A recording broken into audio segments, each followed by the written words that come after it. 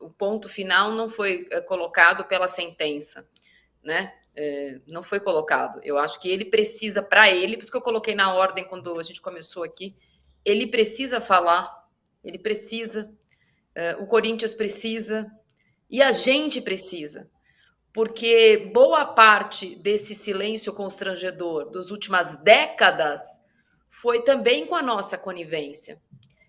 A gente tem colocado aí, acho que a Alicia Klein, hoje no blog dela, coloca boa parte da matéria que tem da época de um jornal suíço, e eu levantei hoje muitos dos nossos jornais. Então, tem matéria no Estadão, tem matéria na Placar, tem matéria na Zero Hora, cada um conta uma história diferente.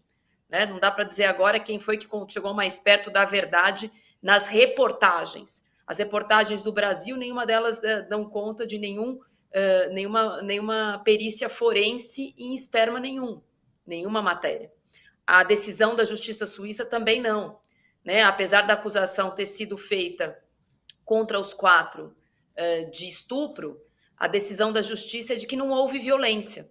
Né? Não há essa decisão. Não chegaram na ferição das provas, o juiz que dá a sentença, e não o juiz que instrui o processo, são juízes diferentes, ele determina que não houve violência.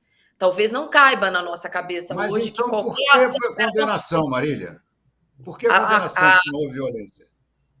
A acusação é por participação de menor. Por agressão, por participação de menor em atos que podem levar a uma relação sexual. Não tem estupro. O pedido de acusação era, e a decisão não é.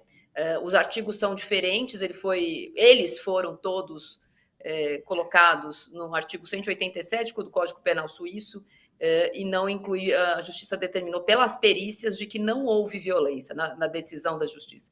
Eu só estou dizendo que, assim, durante décadas, a gente não falou sobre isso durante a carreira dele como jogador de futebol.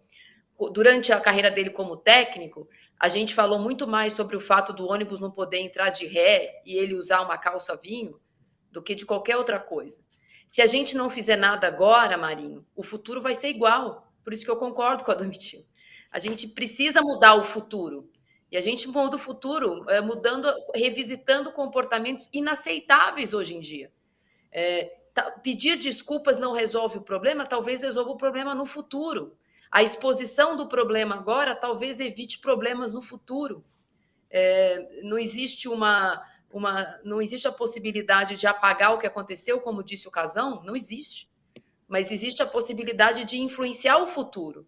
E eu acho que é sobre isso que a gente está falando, eu e a Domitila. Eu acho que é muito importante que a gente perceba que nesse período todo, e eu estou na imprensa esportiva há 23 anos, esse assunto existe agora. A gente não começou o ano passado. Nem eu comecei o ano passado, nem vocês, nem a Domitila, nem o Marinho.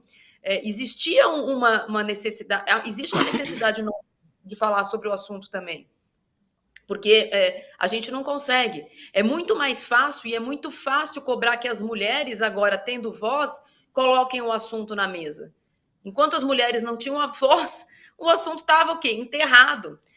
O Cuca tem a possibilidade de ter uma voz mais potente, porque ele, além de tudo, é homem, para dizer: eu errei.